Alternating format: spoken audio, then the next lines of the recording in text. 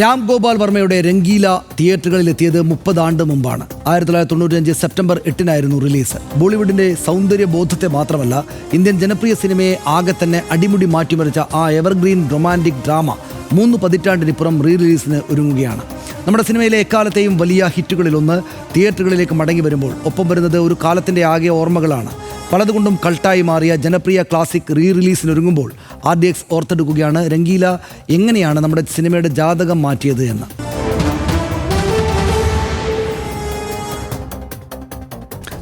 മറ്റു കാര്യങ്ങൾ കൂടെ പരിശോധിക്കാൻ നൊസ്റ്റാൾജിക് ദൃശ്യവിരുന്നാണ് വരാൻ പോകുന്നതെന്ന് കാണണം. 95-ൽ റിലീസ് ചെയ്ത രംഗീല സംഗീത പ്രധാനമായ റൊമാൻറ്റിക് ഡ്രാമ സിനിമ ആണ് എന്ന കാര്യം നമ്മൾ ഓർക്കണമെന്നു.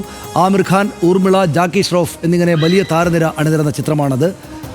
90കളിലെ ഏറ്റവും സ്റ്റൈലിഷ് സിനിമകളിലൊന്നായി രംഗീലയെ കണക്കാക്കുന്നു. ഇപ്പോഴും രാം ഗോപാൽ വർമ്മയുടെയും AR റഹ്മാൻ്റെയും ബോളിവുഡ് അരങ്ങേറ്റ ചിത്രം എന്നുകൂടെ ഇതിന് പ്രത്യേകതയുണ്ട്. ഊർമിള മതോദ്കറിൻ്റെ കരിയറിൽ ബ്രേക്ക് ത്രൂ ആയ സിനിമയാണ് രംഗീല എന്ന് നമ്മൾ അറിയുന്നു. ആമിർ ഖാൻ്റെ ഏറെ വ്യത്യസ്തമായ വേഷമായിരുന്നു രംഗീലയിലെ മുന്ന. അദ്ദേഹത്തിൻ്റെ മുഴുവൻ കരിയറിൽ തന്നെയും വ്യത്യസ്തമായ വേഷമായിരുന്നു. രാം ഗോപാൽ വർമ്മയുടെ ദൃശ്യ സമീപനം ബോളിവുഡിൽ പുതിയൊരു ശൈലിക്ക് തുടക്കമിട്ടു എന്ന് നമ്മൾ കാണുന്നു. ക്ലാസിക് ബോളിവുഡ് സ്റ്റൈലിൽ നിന്ന് മാറി മധ്യവർഗ ജീവിതത്തിൻ്റെ സ്വപ്ന ജീവിതം ചിത്രീകരിക്കുകയായിരുന്നു ഈ രംഗീലയിലൂടെ. മെഹബൂബ് എഴുതി റഹ്മാൻ ഈണമിട്ട ഗാനങ്ങൾ ഒരു കാലഘട്ടത്തിൻ്റെ സംഗീത ബോധം തിരുത്തി എഴുതി എന്ന് പറഞ്ഞാൽ ഒട്ടും അതിശയോക്തിയാകില്ല. രംഗീല ഇന്ത്യൻ യുവത്വത്തിൻ്റെ ഫാഷൻ സെൻസിനെ തന്നെയും മാറ്റിമറിക്കുകയും ചെയ്തു. പല ബോളിവുഡ് സംവിധായകരും പിന്നീട് ഈ പുതിയ സിനിമാ ഭാഷ പരീക്ഷിക്കാൻ തയ്യാറാവുകയായിരുന്നു. അതിനുശേഷമുള്ള ചരിത്രം, ബോളിവുഡിൻ്റെ ചരിത്രം രംഗീലയിൽ നിന്ന് കൂടെ പ്രചോദനം ഉൾക്കൊണ്ടതാണ്. അതെ, ഓർമ്മയുണ്ടാവുമല്ലോ കണ്ടത്. ഞാനത് എനിക്ക് തോന്നുന്നത് കോട്ടയത്ത് ആശ തിയേറ്ററിലാണ് ഇത് കാണുന്നത്. അപ്പോൾ അന്ന് അവിടെ ഈ ഓരോ പാട്ടുകളും അതിൽ മറ്റ് പല തരത്തിൽ ഈ സിനിമ ചർച്ചയായല്ലോ. അപ്പോൾ ഈ ഓരോ പാട്ടുകളും ഇങ്ങനെ വരുമ്പോൾ മുഴുവൻ പേരും ഇങ്ങനെ തറയിൽ കാലി ചവിട്ടി താളം പിടിച്ചുകൊണ്ട് ഈ സിനിമ മാത്രമല്ല, അതിന് തൊട്ട് മുമ്പ് ഒരിക്കൽ 2-3 വർഷം മുമ്പാണ് സാജൻ ഇറങ്ങുന്നത്. അപ്പോൾ അന്നൊക്കെ ഇതുപോലെ തിയേറ്ററിൽ താളം പിടിച്ച് ആളുകൾ ഓരോ പാട്ടിനും ഇരുന്ന് താളം പിടിക്കുന്നത് ഓർമ്മയുണ്ട്. അതുപോലെ ഈ രംഗീല ഇറങ്ങിയപ്പോഴുള്ള ഏറ്റവും വലിയ പ്രത്യേകത എന്ന് പറയുന്നത്, അതുവരെ ഈ സിനിമയിലെ ഗ്ലാമർ എന്നുള്ളത് അതിനൊരു അതിർവരമ്പോ അല്ലെങ്കിൽ അതിനെക്കുറിച്ചൊരു സങ്കല്പമുണ്ട്. അതിനേക്കാൾ വലിയ ഗ്ലാമർ രംഗങ്ങളൊക്കെ മുമ്പ് കണ്ടിട്ടുള്ളതാണ് ഹിന്ദി സിനിമയിൽ, ബോളിവുഡ് സിനിമകളിൽ. പക്ഷേ ഇതിന് മൊത്തത്തിൽ ഒരു വ്യത്യസ്തതയുണ്ടായിരുന്നു. കുറേ കൂടി സൗന്ദര്യാത്മകമായിരുന്നു എന്ന് വേണമെങ്കിൽ പറയാം. പിന്നെ സിനിമയ്ക്കുള്ളിലെ സിനിമ കൂടിയാണല്ലോ. അപ്പോൾ അതിനെയാണ് നമ്മൾ സിനിമാ ലോകത്തെയാണ് നമ്മൾ കാണുന്നത് എന്നുള്ളൊരു പ്രത്യേകത കൂടി ഉണ്ടായിരുന്നു. കൗതുകകരമായ കുറേ സംഗതികൾ ആ സിനിമയിൽ സംഭവിച്ചിട്ടുണ്ട്. അതിലെ ഒന്നാമതെടുത്ത് പറയേണ്ടത് അതിലെ പാട്ടുകൾ തന്നെയാണ്. അതായത് ഇവിടെ നിന്ന് AR റഹ്മാൻ ബോളിവുഡിലേക്ക് പോകുന്നു. അങ്ങനെ ഇന്ത്യ മുഴുവൻ ഹിറ്റാകുന്ന പാട്ടുകളിലേക്ക് ഹിന്ദി സിനിമാ ലോകത്തിലൂടെ AR റഹ്മാൻ കടക്കുന്നു എന്നുള്ളതാണ്. അതിൽ എനിക്ക് ഏറ്റവും ഇഷ്ടപ്പെട്ടത് തൻഹ എന്നുള്ള പാട്ട് തന്നെയാണ്. അതിൽ കൗതുകകരമായ ഒരു കാര്യമുണ്ട്. അത് മാത്രമല്ല, ഊർമിള മതോദ്കർ എന്നുള്ള നടിയുടെ ഒരു വലിയ വരവ് എന്നുള്ളത് ഒരു വളരെ പ്രധാനപ്പെട്ട സംഗതിയാണ്. മാത്രമല്ല അതിലെ കോസ്റ്റ്യൂം ഡിസൈനർ അതിൻ്റെ പിന്നീട് അങ്ങനെ ഒരു ട്രെൻഡാവുകയാണ്. അതിന് പിന്നീട് അങ്ങോട്ടുള്ള ഒരു കാലത്ത് അതിൽ ഈ തൻഹ എന്നുള്ള പാട്ട് രംഗത്ത് അവരിട്ടിരിക്കുന്നത് ഒരു ബനിയനാണ്. ഊർമിള ഇട്ടിരിക്കുന്നത് ആ ബനിയൻ ജാക്കി ഷ്രോഫിൻ്റെ ബനിയനാണ്. കാരണം അതിൻ്റെ സ്വാഭാവികതയ്ക്ക് വേണ്ടിയിട്ട് ജാക്കി ഷ്രോഫിൻ്റെ ബനിയൻ ഇട്ട് ആണ് ആ പാട്ടിൽ അവർ അഭിനയിക്കുന്നത് എന്നുള്ളത്. അപ്പോൾ ഇങ്ങനെയുള്ള കൗതുകകരമായ വിവരങ്ങൾ കൂടി അന്നിങ്ങനെ വല്ലാതെ ചർച്ചയാവുന്നത് കൊണ്ട് വലിയ ഉത്സാഹത്തോടെയാണ് എല്ലാവരും ആ സിനിമ കാണാൻ പോയത്. അപ്പോൾ അങ്ങനെ ഓർത്തെടുക്കുമ്പോൾ നമ്മൾ അപ്പോൾ ഇങ്ങനെ ഇത്രയും കാലമായോ എന്നുള്ളതൊരു ഞെട്ടലോടെയാണ് നമ്മൾ ഓർക്കുന്നത്. കാരണം 30 വർഷമായി എന്നുള്ളത് ഒരു ചെറിയ സംഗതിയല്ല, ദീർഘമായ ഒരു കാലമാണ്. അത് മാത്രമല്ല, ഇപ്പോൾ ഈ ജെൻസിക്കൊക്കെ ഇത് കാണുമ്പോൾ ഇത് എന്ത് സിനിമ എന്നുള്ളത് മാത്രമല്ല, ഇതിൽ ഭയങ്കര ഗ്ലാമർ ഉണ്ടെന്നൊക്കെ പറഞ്ഞു കഴിഞ്ഞാൽ ഇതാണോ എന്നുള്ള ചോദ്യമൊക്കെ അല്ലെ സംശയമൊക്കെ ഉണ്ടാകുമായിരിക്കും. പക്ഷേ ആ കാലത്ത് ആ സിനിമ കണ്ടവർക്ക്, ആ കാലത്തെ ഫോളോ ചെയ്തവർക്ക്, അന്നത്തെ സംഗീതത്തെ, നൃത്തത്തെ ഒക്കെ ഫോളോ ചെയ്തവർക്ക് അത് ഗംഭീരം. പിന്നെ വേറൊരു കാര്യം കൂടിയുണ്ട്. ഈ ബോളിവുഡിലെ ഹിന്ദി എപ്പോഴും മുംബൈയിലെ ഹിന്ദി അല്ല പലപ്പോഴും ബോളിവുഡ് സിനിമകളിലെ ഹിന്ദി. പക്ഷേ ഈ സിനിമയിലെ ഹിന്ദി എന്നുള്ളത് മുംബൈയിലെ ഹിന്ദിയാണ് എന്നുള്ളത്. ആമിർ ഖാന്റെ സംഭാഷണം പറയുന്നത് സിനിമകൾ കാണാത്ത ലോക്കൽ സ്ലാങ് അറിയില്ല. അങ്ങനെയാണ്. ഇതിനകത്ത് എനിക്ക് ആമിർ ഖാൻ എന്ന നടനെ പറ്റി ഓർത്താൽ തന്നെ വരുന്ന ആദ്യത്തെ എൻ്റെ മനസ്സിൽ വരുന്ന ഇമേജ് ഈ സിനിമയിലെ ഇമേജാണ്. അതെങ്ങനെയാണെന്നറിയാം, നല്ല രസമുള്ള ഇമേജാണ്. ഒന്ന് ക്യാമറ മുകളിൽ താഴേക്കാണ്. ഇയാൾ താഴെ ഒരു മഞ്ഞ കാറ്, മഞ്ഞ പെയിൻ്റ് അടിച്ച കാറിൽ ഇയാളൊരു മഞ്ഞ ഉടുപ്പിട്ടിട്ട് ഒരു മഞ്ഞ ക്യാപ്പ് വെച്ചിട്ട് മുകളിലേക്ക് ഇവളോട് സംസാരിക്കുകയാണ് മുകളിലാണ്. അപ്പോൾ അതാണ് എനിക്ക് ആമിർ ഖാനെ പറ്റി ഓർക്കുമ്പോൾ വരുന്ന ആദ്യമേ ഈ സിനിമയിലേതാണ്. പിന്നെ രണ്ടാമത്തേത്, ഞാനിപ്പോൾ ചർച്ചയ്ക്ക് തൊട്ട് മുമ്പ് ഈ രംഗീലയിലെ തൻഹ ഒന്നുകൂടെ കേട്ടു നോക്കി.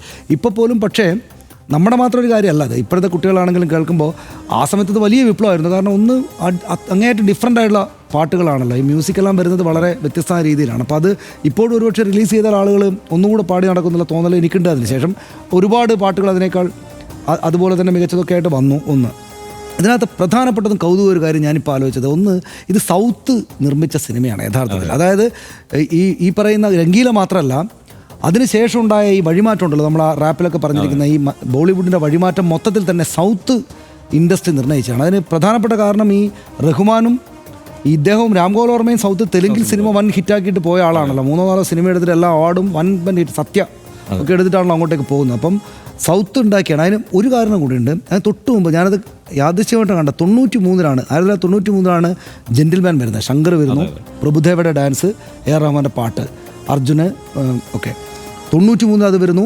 94 കാതലൻ വരുന്നു, പ്രഭുദേവ തന്നെ നായകനായിട്ട് അഭിനയിക്കുന്നു, നഗ്മയൊക്കെ ആയിട്ട്. ഈ പാട്ടുകൾ വമ്പൻ ഹിറ്റായിരുന്നു. അതിനകത്തുള്ള താരതമ്യം നമ്മൾ ഇപ്പോൾ നോക്കിയാൽ യഥാർത്ഥത്തിൽ ഇതിനു മുമ്പുള്ള ഹിന്ദി സിനിമകളോടല്ല രംഗീലയ്ക്ക് താരതമ്യം. മറിച്ച് 93 വന്ന ജെന്റിൽമാനിലെ അതേ തരത്തിലുള്ള വൈബാണ്, യൂത്ത് വൈബാണ് ഇവരെടുത്തത്.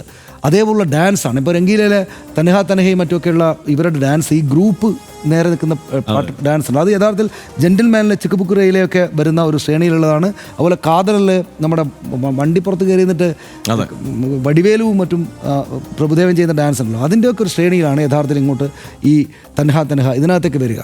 അപ്പോൾ യഥാർത്ഥത്തിൽ 93 ജെന്റിൽമാൻ, 94 കാതലൻ, 95 രംഗീല.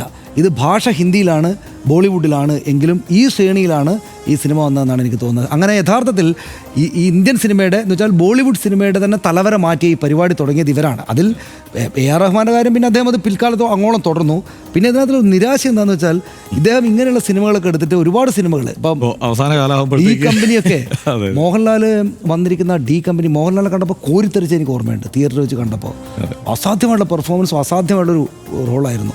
അതൊക്കെ എടുത്ത് അദ്ദേഹം ഇപ്പോൾ എന്താ ചെയ്തുകൊണ്ടിരിക്കുന്നത് നോക്കുമ്പോൾ കോമഡി ആയിട്ട് തോന്നും. എനിക്ക് തോന്നുന്നു തെലുങ്കിലും ഹിന്ദിയിലും ഒക്കെ ആയിട്ട് അദ്ദേഹം ചെയ്യേണ്ടല്ല നേരത്തെ തന്നെ ചെയ്തിട്ട് ഇപ്പോൾ ഈ പറയുന്ന കോമഡി ട്രാക്ക് ധാരാളം പേരെ അവതരിപ്പിച്ചു. വിവേക് ഒബറോയും ഒക്കെ ഗംഭീരമായ റോളുകളിലേക്ക് വരുന്നത് അത്തരം ഇദ്ദേഹത്തിന്റെ ഈ രാംഗോപാൽ വർമ്മയുടെ സിനിമകളിലൂടെയാണല്ലോ.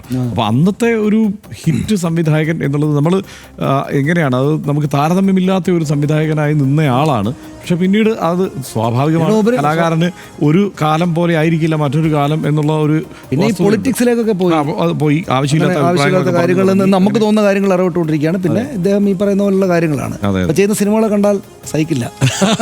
അതാണ്. പക്ഷേ എന്തായാലും ഇത് അന്നത്തെ ജൻസി ഉണ്ടല്ലോ, അന്നത്തെ ഒരു 15 വയസ്സുകാരൻ ഇപ്പം വയസ്സ് 45 എന്നുള്ളത് ഓർക്കണം.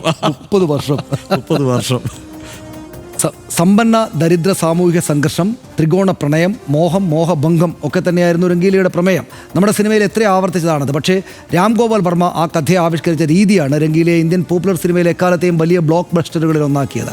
ആ ദൃശ്യപ്പൊലിമയിൽ സ്വാധീനിക്കപ്പെട്ട ചെറുപ്പക്കാർക്ക് ഇപ്പോൾ മധ്യവയസ്സ് പിന്നിട്ടിട്ടുണ്ടാകും. പക്ഷേ അനിമേ സീരീസുകൾ കാണുന്ന ജെൻസി കുട്ടികൾ വരെ ഞങ്ങളുടെയൊക്കെ കാലത്തിൻ്റെ ഈ കൾട്ട് ക്ലാസിക് കാണാൻ യൂട്യൂബും OTTയും എല്ലാം തെരഞ്ഞു ചെല്ലുന്നുണ്ട് എന്നതാണ് ആശ്ചര്യം. റീ-റിലീസ് വാർത്ത കേട്ടത് മുതൽ ഒരു തലമുറയുടെ ആകെ ഓർമ്മയുടെ റീലുകൾ 30 ആണ്ട് പിന്നോട്ട് ഓടുകയാണ്. ആ കാലം തിരശ്ശീലയിൽ അവതരിപ്പിക്കുന്നത് കാണാൻ കാത്തിരിക്കാം.